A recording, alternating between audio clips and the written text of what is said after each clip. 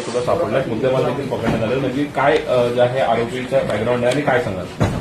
गुन्हे शाखा घटक 3 जे सहाय्यक पोलीस निरीक्षक सर्जेराव पाटील यांना गोपनीय माहिती मिळाली होती की सुरेंद्र पाटील राहणार कांदिवली कल्याण याच्याकडे बेकायदेशीर हत्यारे अग्निशस्त्र आहेत. त्या अनुषंगाने घटक 3 चे पोलीस निरीक्षक अजित शिंदे आणि त्यांच्या टीमने एसीपी शेखर बागडे यांच्या पर्यवेक्षणामध्ये कारवाई आयोजित केली.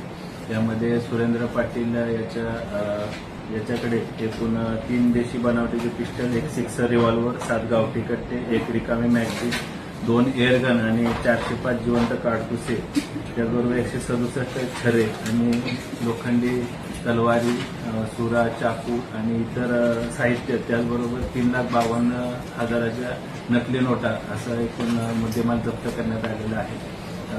या तपासामध्ये सुरेंद्र पाटील यांनी सदरचे हत्यारे किंवा अग्निशस्त्र वेपन कशासाठी आणले होते, त्याचा तो काय वापर करणार होता, या अनुषंगानं गुन्हे शाखा घटक 3 चे पथक अधिक तपास करत आहे. सुरेंद्र पाटील याची आजपर्यंत पोलीस कोठडी रिमांड आहे.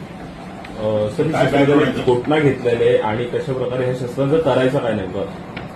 ही जी शस्त्र आहेत त्यानं कुठून खरेदी केली आणि त्याचा काय वापर करण्यात होता त्याची तपास अजून सुरू आहे. त्याची आजपर्यंत पोलीस कोठडी रिमांड आहे. त्याचा मान्य न्यायालयाला विनंती करून अजून पोलीस कोठडी रिमांड वाढवून घेऊन त्या अनुषंगाने पुढील तपास आम्ही करणार आहोत. तर त्यांनी हत्यारं वगैरे सगळे जे ठेवलेली जागा ती कशा प्रकारे ठेवली होती?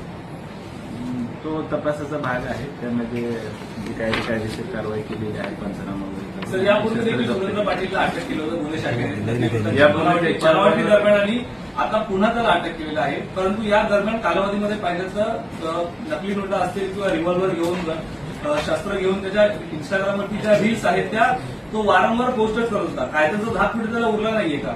यापूर्वी सुरेंद्र पाटील याच्यावर एकूण 12 वेगवेगळे गुन्हे दाखल आहेत. शरीराविरुद्धचे असतील किंवा आर्म ऍक्ट प्रमाणे, शस्त्र अधिनियमप्रमाणे गुन्हे दाखल आहेत. त्याचबरोबर बलात्काराचे किंवा विभागाचे सुद्धा गुन्हे दाखल आहेत.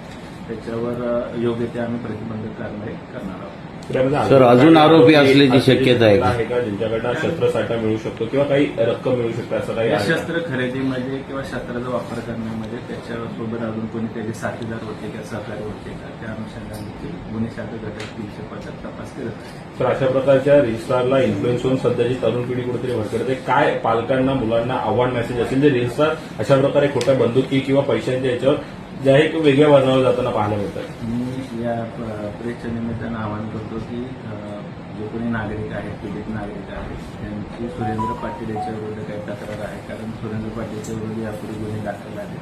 त्यांची काही तक्रार असेल त्यांनी गुन्हे शाखेकडे संपर्क करावा. धन्यवाद.